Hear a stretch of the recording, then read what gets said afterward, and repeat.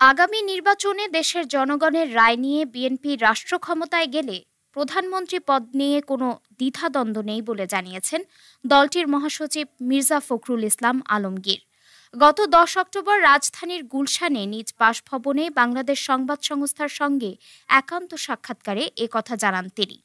মির্জা ফখরুল বলেন, দলীয় চেয়ারপারসন বেগম খালেদা জিয়া যদি সুস্থ এবং কাজ করার উপযোগী থাকেন তবে তিনি হবেন প্রধানমন্ত্রী, আর তার অনুপস্থিতিতে চেয়ারম্যান তারেক রহমান হবেন প্রধানমন্ত্রী। এ ব্যাপারে কোনো দ্বিমত বা দ্বিধাদ্বন্দ্ব নেই বলেও জানান দলটির মহাসচিব। নির্বাচন কমিশনের প্রতি বিএনপির যথেষ্ট আস্থা আছে জানিয়ে তিনি বলেন, একটি নিরপেক্ষ নির্বাচন অনুষ্ঠান করতে নির্বাচন কমিশন সক্ষম।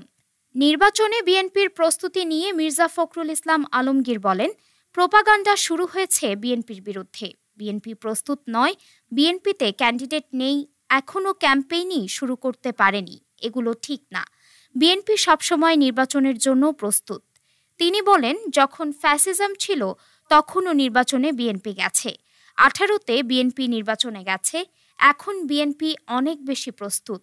বিএনপির তৃণমূলের পর্যায়ে নেতাকর্মীরা অনেক বেশি সজাগ ও অ্যাক্টিভ। জনগণের কাছে গিয়ে তারা দলের জন্য কাজ করছে। ডেস্ক রিপোর্ট, আজ বার্তা।